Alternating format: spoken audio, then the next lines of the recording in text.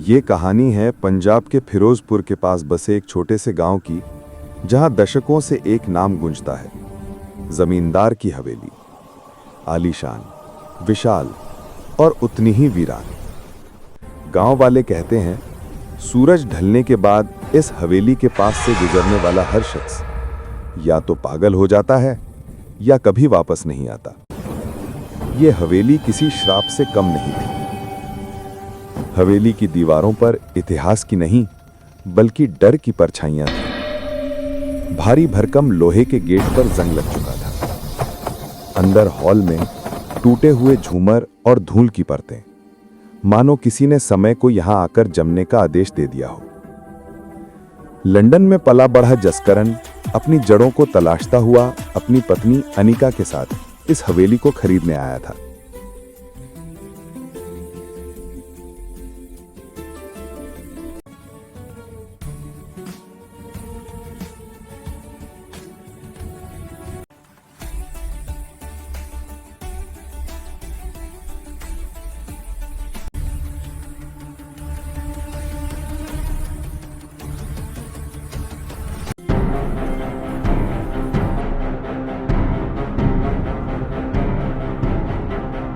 वो इसे संवारना चाहता था, पर अनिका की आंखें पहले ही यहां के अंधेरे को पड़ चुकी थीं।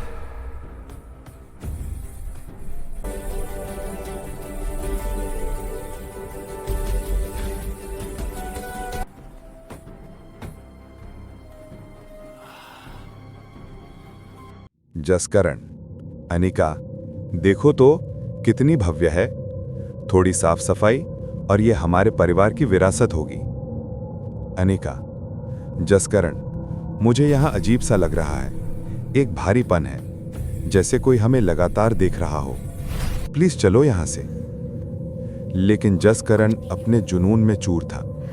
उसने अनिका की बेचैनी को नजरअंदाज किया, जो उसकी सबसे बड़ी गलती साबित होने वाली थी। रात हुई। जसकरण को अपने दादाजी की एक पुरानी डायरी मिली। पन्ने पलटे और सामने आई भानु मासी की दर्दनाक कहानी। भानु इस हवेली की बहू थी। 1947, विभाजन का साल। उसके पति ट्रेन से आने वाले थे, लेकिन वो ट्रेन कभी नहीं आई। भानु को खबर मिली कि उसके पति को रास्ते में मार दिया गया। इस हवेली के भीतरी कमरे में टूटी उम्मीदों और अकेलेपन से तंग आकर भानु ने जहर खा लिया, पर उसकी आत्मा वो कभी हवेली से बाहर नहीं गई। आधी रात अनिका की नींद टूटी। प्यास लगी थी, पर एक अजीब शक्ति उसे हवेली के भीतरी आंगन की ओर खींच रही थी।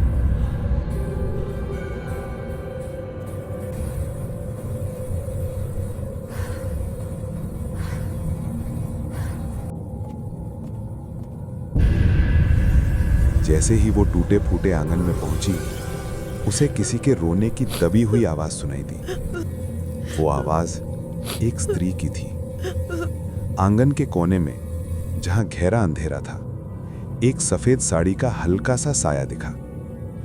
अनिका ने पलक झपकी और वो साया गायब। लेकिन जहां वो साया था, जमीन पर पड़ी थी एक पुरानी टूटी हुई चूड़ी। जसकरण अगले दिन गांव के पुराने गुरुद्वारे पहुंचा। वहां ग्रंथी बाबा बैठे थे। उन्होंने जसकरण को देखते ही माथा पकड़ लिया।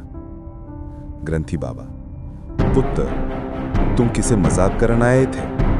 वो हवेली वीरान है। भानु दा गम उत्थे कैद है।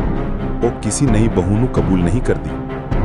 तेरी अनिका खतरे में है। तुरंत निकल जा इथों, नहीं तो तेरी अनिका भानु दी तरह जिंदगी खत्म कर लेगी। जसकरण ने बाबा के दिए रक्षा मंत्र को अनिका को सुनाया, लेकिन भानु मासी का प्रभाव अब बढ़ रहा था। अनिका अब उदास रहती थी।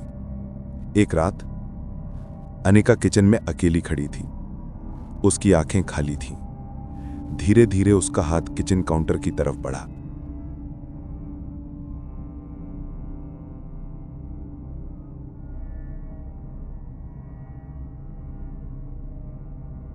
और उसने वही जहर की शीशी उठा ली।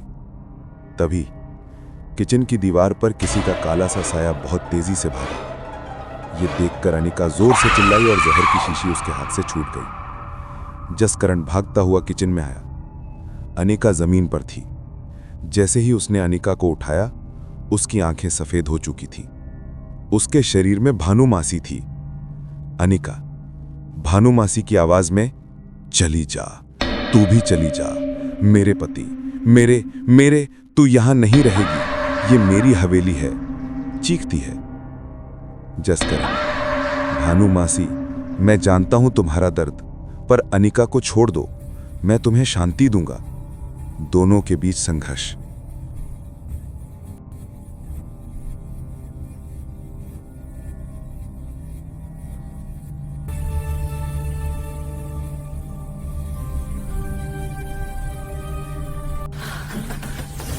ये मेरी हवेली है।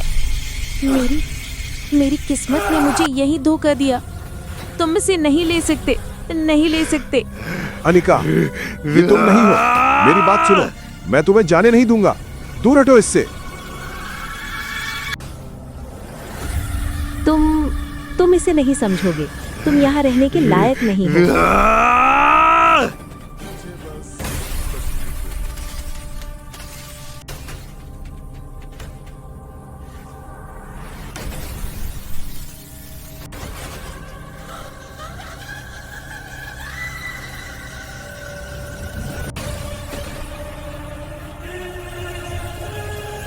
जसकरण भागकर बेडरूम में रखी भानुमासी की पुरानी तस्वीर को जमीन पर गिराता। जैसे ही तस्वीर जमीन पर गिरी और फट गई, अनिका के शरीर से एक तेज काली परछाई निकलकर हवेली की छत की ओर भागी।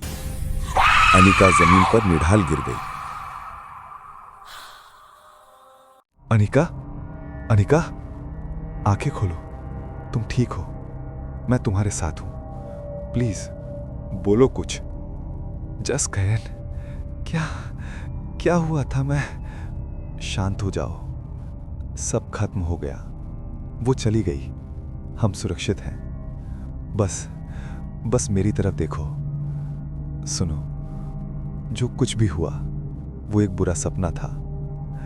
तुम बहुत बहादुर हो अनिका, मैंने तुम्हें बचा लिया। अब ये जगह हमें और तकलीफ नहीं दे पाएगी। जसकरण, मैं डर गई थी, मुझे लगा मैं मर जाऊंगी। नहीं, अब नहीं।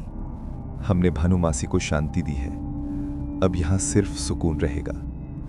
चलो, अब हम घर चलते हैं, हमारे लिए एक नई शुरुआत। जसकरण और अनिका ने हवेली को बेचकर पैसा कमाना जरूरी नहीं समझा। उन्होंने हवेली को गांव वालों को सौंप दिया और उसे एक छोटे गुरुद्वारे में बदलवा दिया, ताकि भानुमासी की आत्मा को वहां शांति मिले। कहते हैं, अब वहां सिर्फ गुरबानी की शांत आवाज गूंजती है और डर की कोई परछाई नहीं।